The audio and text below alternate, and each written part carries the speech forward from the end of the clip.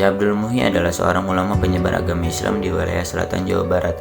Syekh Abdul Muhyi waliullah lahir di Mataram sekitar 1650 Masehi atau 1071 Hijriah dari seorang ibu yang bernama Nyai Raden Ajeng Tanganjia sebagai keturunan dari Sayyidina Husain bin Sayyidina Ali wa Fatimah binti Rasulullah SAW seperti dalam silsilahnya. Dan ayahnya bernama Sembah Lebewar Takusumah Putra atau keturunan dari Raja Galuh Jawa. Di Mataram beliau dikenal sebagai seorang wali. Pada masa mudanya beliau pernah berguru kepada Syekh Abdul Rauf Singkel Kuala Aceh selama 8 tahun. Dari Kuala Aceh bersama guru dan teman-teman lainnya beliau berziarah ke makam Syekh Abdul Qadir Jailani dan bermukim selama 2 tahun di Baghdad untuk menerima ijazah ilmu agama Islam. Kemudian beliau menunaikan ibadah haji. Ketika melaksanakan ibadah haji tepatnya di Mekah, guru beliau Syekh Abdul Rauf mendapatkan ilham bahwa di antara santrinya akan mendapat pangkat kewalian dan tanda-tanda tersebut nampak di Syekh Abdul Muhyi.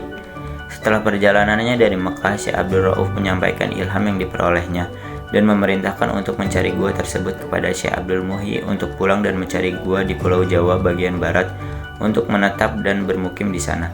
Gua tersebut sebenarnya adalah bekas Syekh Abdul Qadir Al-Jailani Tawajuh dari gurunya yaitu Imam Sanusi. Sebelum dia melakukan perjalanan untuk melaksanakan amanah dari sang guru, beliau pulang terlebih dahulu ke Gresik untuk meminta izin kepada kedua orang tuanya, dan beliau dinikahkan oleh orang tuanya dengan Ayu Bakta, putri dari Sembah Dalem Sancaparana Putra Dalem Sawidak atau Raden Tumenggung Wiradadaha III. Setelah mendapatkan izin dari kedua orang tuanya, beliau bersama istrinya memulai perjalanannya mengembangkan agama Islam ke beberapa tempat di Jawa Barat, seperti di Dharma Kuningan kurang lebih selama 7 tahun, dari tahun 1678 sampai 1685 Masehi. Setelah beliau meninggalkan Dharma Kuningan untuk melanjutkan perjalanannya, sampailah ia di daerah Pamengpek, Garut Selatan. Setelah itu Batuwangi, Lebak Siu selama 4 tahun dari tahun 1686 sampai 1690 Masehi. Selama 40 tahun Syekh Abdul Muhyi menyebarkan agama Islam mulai dari pelosok perkampungan sampai ke kota di wilayah Jawa Barat. Beliau meninggal pada hari Senin tanggal 8 Jumadil Awal tahun 1730 Masehi atau 1151 Hijriah setelah salat subuh dalam usia 80 tahun. Pada suatu hari, Syekh Abdul Muhyi melihat padi yang ditanam telah menguning dan waktunya untuk dipetik.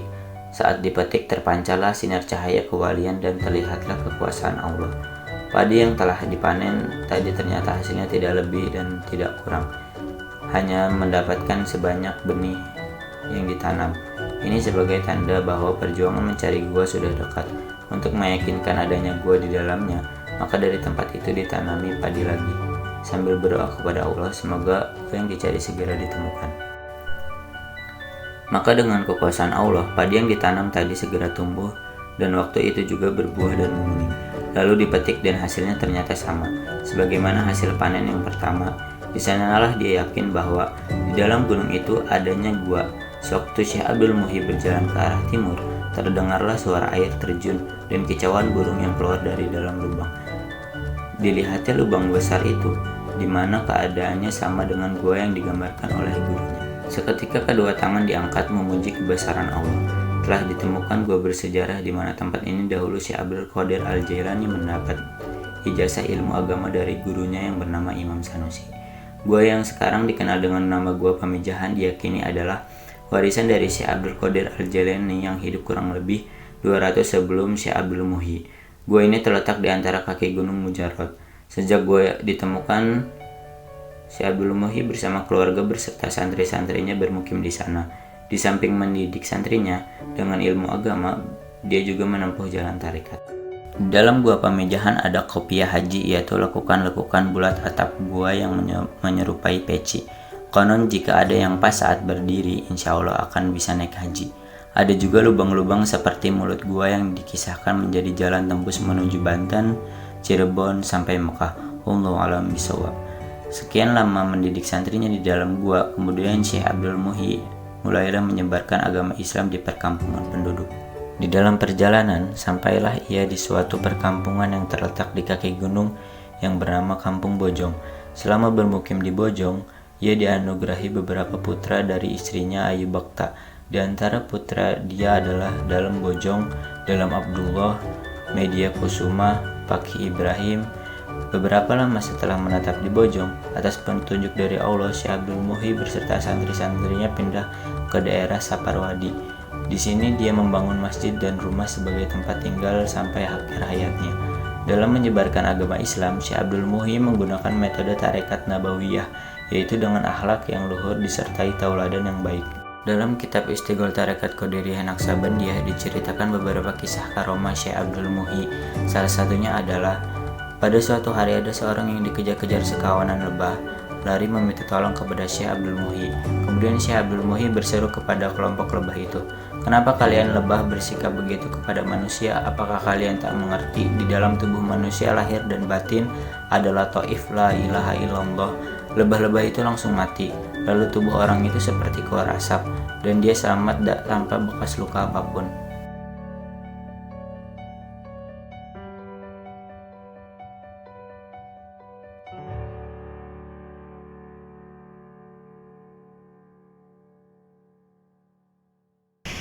Baik, untuk berbicara mengenai dampak dengan adanya Syekh Abdul Muhyi di Pamijahan, bisa dikatakan dengan adanya beliau di Pamijahan menjadi terkena barokah gitu bagi masyarakat itu dengan adanya peranan dari beliau, yang mana beliau membawa ajaran tarekat Satariyah dan juga mempunyai banyak sekali murid yang tersebar di beberapa daerah yang ada di Jawa. Nah, kemudian juga selain pada masa hidupnya beliau memiliki banyak murid dan juga memiliki ilmu yang sangat tinggi, beliau juga pada saat wafat beliau banyak didatangi ataupun banyak orang yang berziarah ke makam beliau, karena faktor yang pertama tadi, yaitu beliau itu merupakan seorang yang memiliki ilmu yang tinggi dan juga beliau banyak memiliki murid yang tersebar.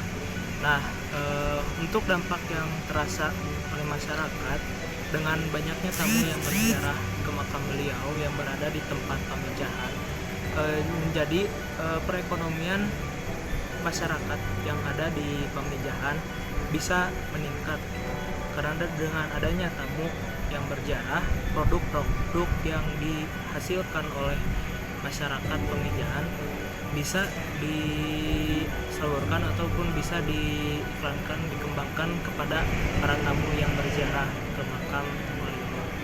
Kemudian